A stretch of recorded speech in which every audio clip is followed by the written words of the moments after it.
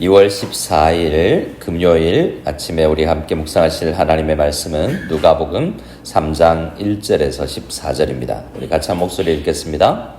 디베rio 황제가 통치한 지 15해 곧 본디오 빌라도가 유대의 총독으로 헤롯이 갈릴리의 분봉왕으로 그 동생 빌립이 이두레와 드라고니 지방의 분봉왕으로 루사니아가 아빌레네의 분봉왕으로 안나스와 가야바가 대제사장으로 있을 때 하나님의 말씀이 빈들에서 가이사랴의 아들 요한에게 임한지라.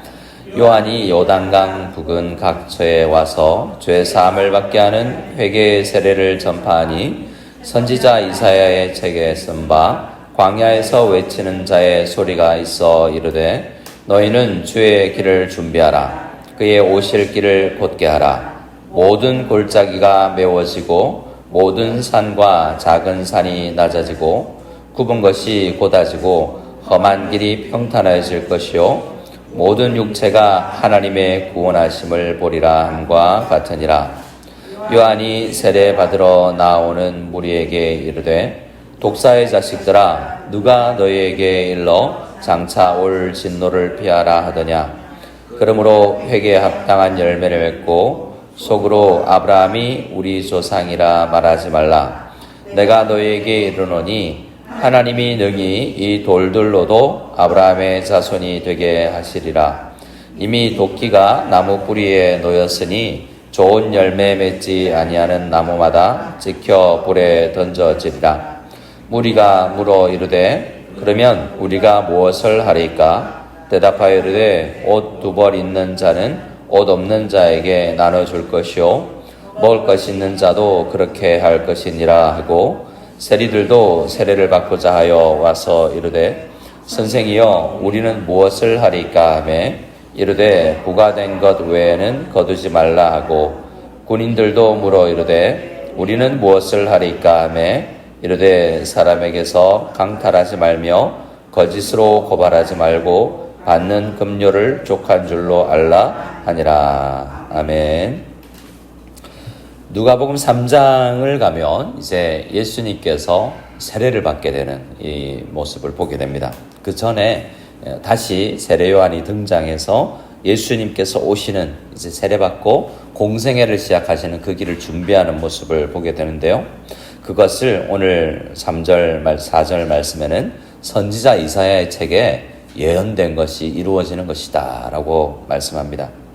이 요한, 세례 요한은 구약의 마지막 선지자로서 이제 하나님의 말씀이 이루어진다. 이제 그때가 왔다라는 것을 최종적으로 선포하는 그 구약의 모든 사람들 중에 가장 뛰어난 사람이다 라고 이야기를 성경은 하고 있습니다.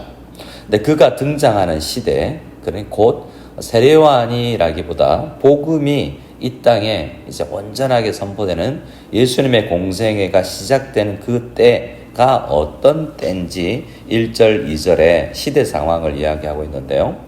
이건 디베rio 황제가 통치한 지 15해라고 이야기해서 이건 몇 년이다 정도 이야기하는 겁니다. 그렇지만 이게 어떤 때다라는 것과 함께 시대적 상황을 우리에게 알려주기도 해요. 우리는 아마 요즘 태어난 아이들, 요즘 어린 아이들이 뭐 전두환 때다, 아니면 이승만 때다 이러면 느낌이 잘 없겠죠. 잘 모르니까 역사책을 배우기 전에. 근데 나중에 이제 지나면 뭐 윤석열 대통령이 통치하던 때다, 뭐 어떤 때다 그러면 그때 참 어려웠지, 뭐 이런 정치적으로 혼란스러웠다 이런 생각을 하게 되겠죠. 그렇기 때문에 이 글을 읽는 사람들이 그때라고 바로 떠올릴 수 있는 그런 상황인 것입니다. 이때는 이제 AD 28년, 29년 예수님께서 태어나신 지 이제 공생애 시작되는 30살쯤 되셨을 때, 세례 요한도 마찬가지 그 나이 때쯤 되던 때입니다. 근데 디베rio 황제는 어떤 사람이냐면 티베리우스 황제인데요. 로마 황제 중에 2번째입니다. 세상적으로는 역사가들은 그를 굉장히 훌륭한 통치자다라고 이야기하는데요. 사실은 굉장히 강한 중앙 집권을 쟁취했던 사람입니다.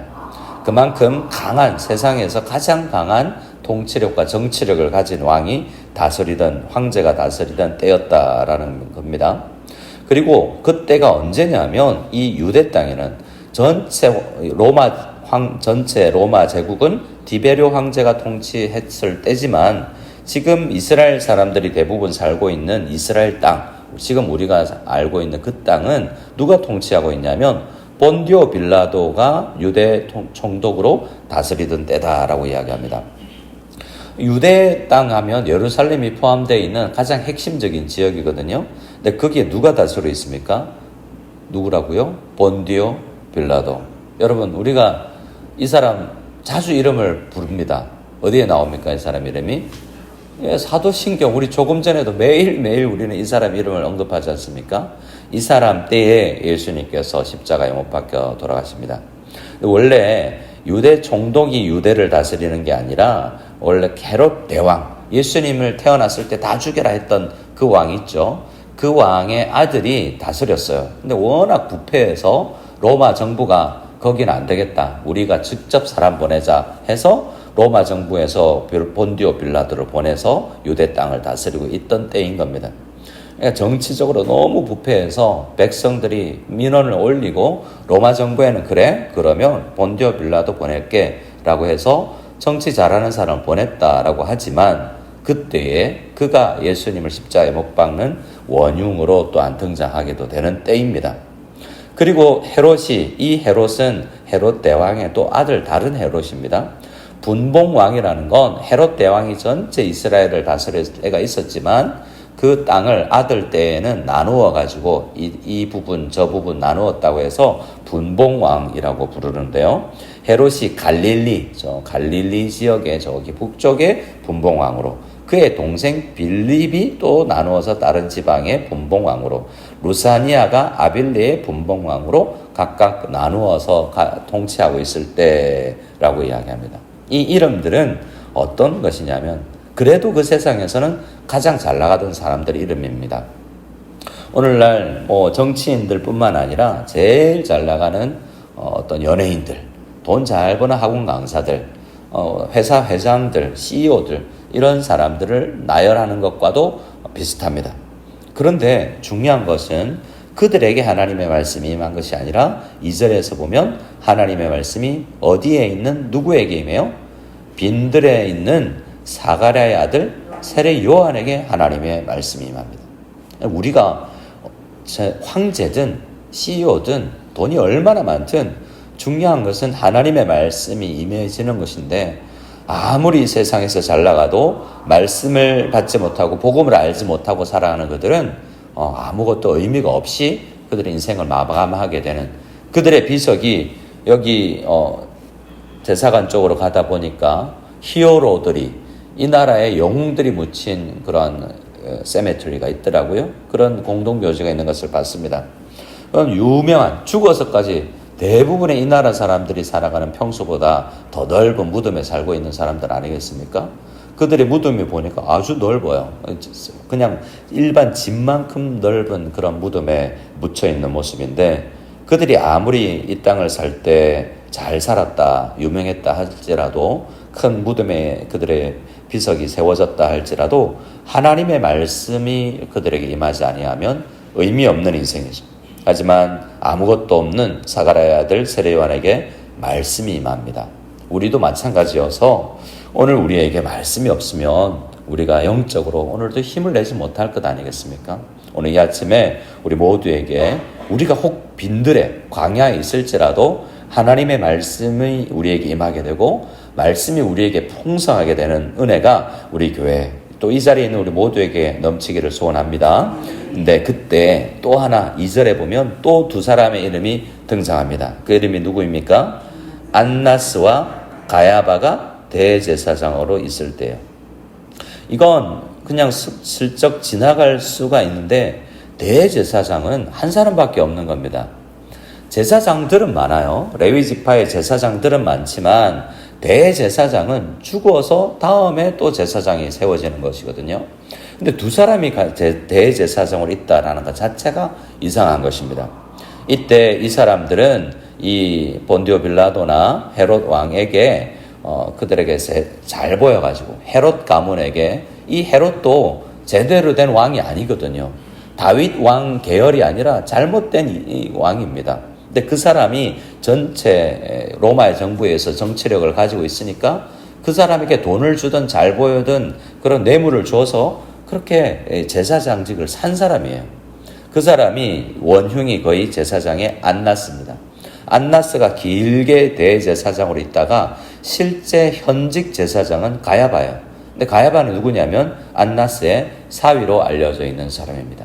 그러니까 이 집안이 다 해먹는 거죠. 그래서 이 사람들 때문에 지금 예배 드리러 제사를 드리러 양을 가지고 나올 때 어떤 양이냐면 이 제사장들이 이 양은 안 돼. 실제로 어떤 성도가 가난한 성도가 양을 키우고 새를 잡아서 아주 정결한 제물을 준비해 왔더라도 이 제사장들이 이거 흠이 있다라고 판정을 하면 그걸로 예배 못 드리잖아요. 그럼 어떡합니까? 자, 양파는 1번 가게에 가서 사와라. 그러면 거기는 실제로는 굉장히 흠이 많아요. 하지만 비싸게 팔아요. 그러면서 하나님 앞에 예배 드리면서 예배 제물을 비싸게 팔아서 뒷돈을 받아먹는 사람들이 안나스와 가야바입니다. 그래서 예수님이 채찍을 만들어서 성전을 정결하게 할 수밖에 없는 정치적으로 뿐만 아니라 이런 종교적으로 암울한 시대였다는 것이죠. 여러분, 오늘날 우리 대한민국 교회를 생각하면 어떻습니까?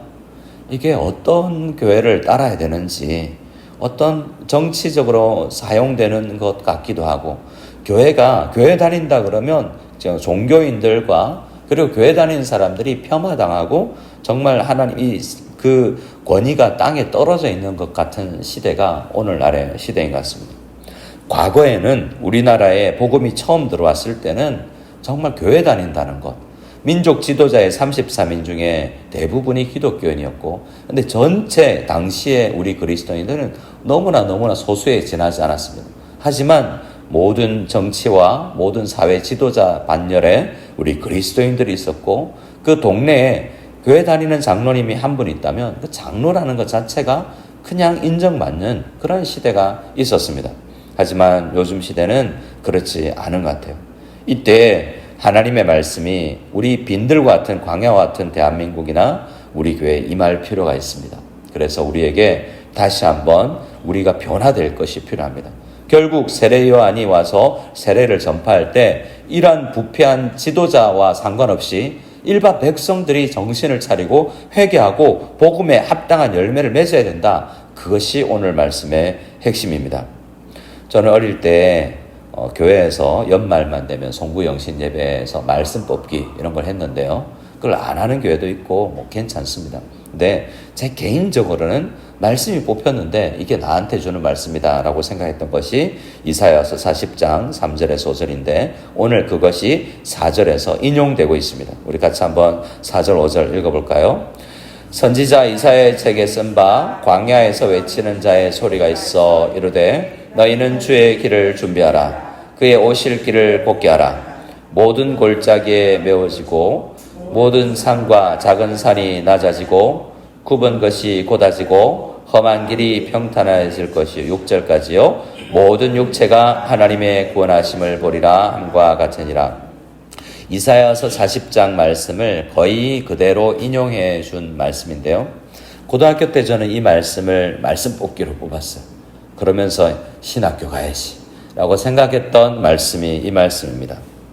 광야에서 외치는 자의 소리, 많은 사람들에게 주의 길을 준비하고 주님 앞으로 올 수 있도록 말씀 선포하는 자의 삶, 이것이 너무 멋있어 보였고 그때는 그냥 약간 겉멋에 이런 말씀을 해석했다고 생각은 하지만 그러나 저에게도 중요한 말씀이 광야에 있는 사람에게 임하더라도 그 말씀은 어떻게 되냐 하면 우리의 신분의 높고 낮음과 상관없이 골짜기는 메워지고 모든 산은 낮아지면 평탄하게 되겠죠. 그래서 우리의 신분 고하와 우리의 상황과 경제적 상황과 상관없이 복음이 우리에게 오면 주님 안에서 모든 사람들이 평탄하게 한 마음이 되고 또한 말씀이 이렇게 세상 끝까지 평탄해진 길로 선포될 수 있는 그런 놀라운 일이 회개를 선포하는 세례를 선포하는 이 세례 요한처럼 누군가의 사역을 통해서 가능한 것이다 라는 생각을 하게 되는 것입니다. 하나님께서는 우리를 사용하셔서 놀라운 은혜를 베푸시기를 소원합니다. 그들이 세례를 받으러 나오는 사람들에게 세례 요한이 독사의 자식들아 라고 이야기합니다. 독사의 자식은 뱀의 후손, 예수님의 여자의 후손이 아니라 뱀의 후손이지 않습니까? 구원받지 못할 사람들입니다. 그들이 세례를 받아야 되고 복음을 들어야 됩니다. 그리고 나서 그들에게 8절에 회개에 합당한 열매를 맺어야 되는데 이게 뭔지, 회개에 합당한 열매가 뭐지? 라고 그들은 회개하는데 열매는 뭘 맺어야 되지? 라고 궁금합니다. 그래서 10절에 보면 사람들이 묻습니다. 이르되 그러면 구체적으로 우리가 회개했는데 어떤 열매를 맺어야 되느냐? 우리가 무엇을 해야 될까? 라고 묻습니다. 그때 대답이 옷 2벌 있는 자는 옷 없는 자에게 나눠주라. 먹을 것이 많으면 없는 사람에게 나누라 라는 명령이 떨어집니다. 그것이 구체적으로 우리가 해야 될 회개의 열매라는 것이죠. 12절에 세리들도 옵니다. 그들은 또 묻습니다. 우리는 무엇을 해야 됩니까? 라고 물을 때 부가된 것 외에는 거두려고 욕심을 부리지 마라 라고 이야기합니다. 14절에 군인들도 와서 묻습니다. 우리는 무엇을 하리까? 라고 말하니까 그들에게도 사람들에게서 강탈하지 말고 거짓으로 고발하지 말고 받는 급료를 족한 줄로 알라 라고 말하면서 핵심은 모든 사람에게 돈이 우상되지 말라 라고 이야기하는 거죠. 그래서 우리에게 있는 것을 족한 줄로 알고 또 지금 없는 상황에서도 감사를 알고 도둑질하지 말고 우리가 잠언에서 하는 기도처럼 하나님 가난해서 도둑질하지 말고 부유할 때 교만하지 않도록 도와주십시오 라는 기도의 제목이 우리에게 필요합니다. 회개하고 예수 믿는 사람들은 그래서 없을 때도 있을 때도 복음 안에서 살아가는 일체의 비결을 사도 바울처럼 배워야 하는 것입니다. 우리도 물어야 됩니다. 하나님 우리는 무엇을 할까요? 라고 물을 때 하나님 앞에 주님께서 회개에 합당 열매는 이런 것이다. 우리에게 깨달음을 주시면 그렇습니다. 말씀대로 살아가는 우리 될 수 있기를 소원합니다. 간절히 기도하는 그 응답을 기다리는 우리 모두가 되었으면 좋겠습니다. 이 아침에는 함께 우리 금요 성령 기도회와 오늘 No Other Name 이 방문해서 함께 찬양 집회를 하는데요. 또 그 집회를 위해서 기도하시고 목회자와 가정들을 위해서 함께 기도하는 시간을 가지겠습니다.